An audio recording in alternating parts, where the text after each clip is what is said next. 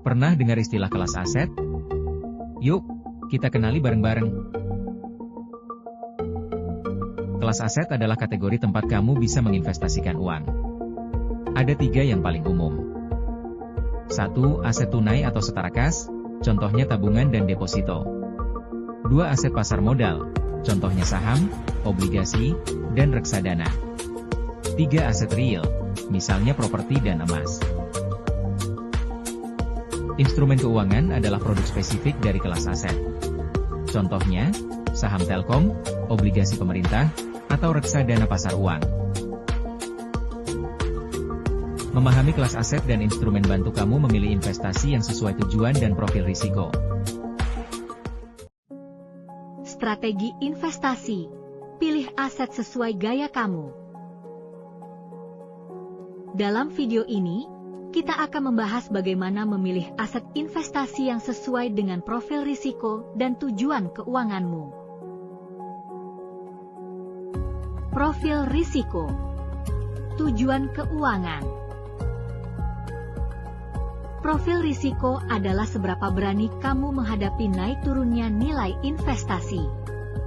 Jika kamu konservatif, pilihlah aset yang stabil seperti deposito, emas, atau reksadana pasar uang.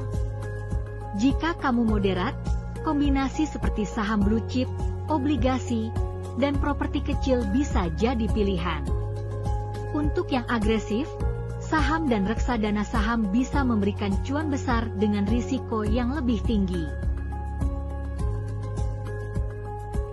Investasi juga harus sesuai dengan tujuan keuanganmu. Untuk dana darurat, pilihlah yang liquid seperti tabungan atau deposito. Untuk membeli rumah dalam 5 tahun, reksadana campuran atau emas bisa jadi pilihan. Sedangkan untuk pensiun 20 tahun lagi, saham dan properti adalah kendaraan utama. Search_forward. Investment Goals Timeline. Tips untuk investor pemula. Mulai dari nominal kecil dan pilih instrumen yang kamu pahami. Mari kita mempelajari lebih dalam tentang kelas aset, instrumen keuangan. Tadi kita udah kenalan sama kelas aset. Sekarang, kita pahami karakteristik dan risikonya, yuk. Karakteristik dan risiko kelas aset.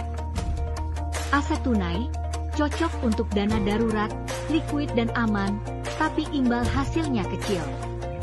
Aset pasar modal, potensi cuan lebih besar, namun risikonya juga tinggi.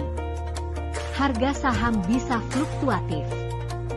Aset real, nilainya stabil, seperti properti dan emas, tapi butuh modal lebih besar dan tidak liquid. Jadi, gimana milihnya?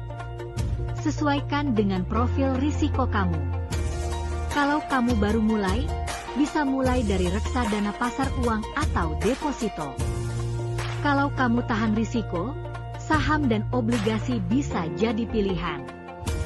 Buat kamu yang cari kestabilan, bisa pilih emas atau properti. Yang penting, pelajari dulu sebelum investasi. Jangan asal ikut tren. Diversifikasi adalah kunci. Gabungkan beberapa kelas aset untuk menurunkan risiko. Ingat, investasi bukan sekadar uang berkembang, tapi juga soal perencanaan masa depan. Terima kasih telah menonton video ini. Yuk, jadi investor cerdas mulai dari sekarang.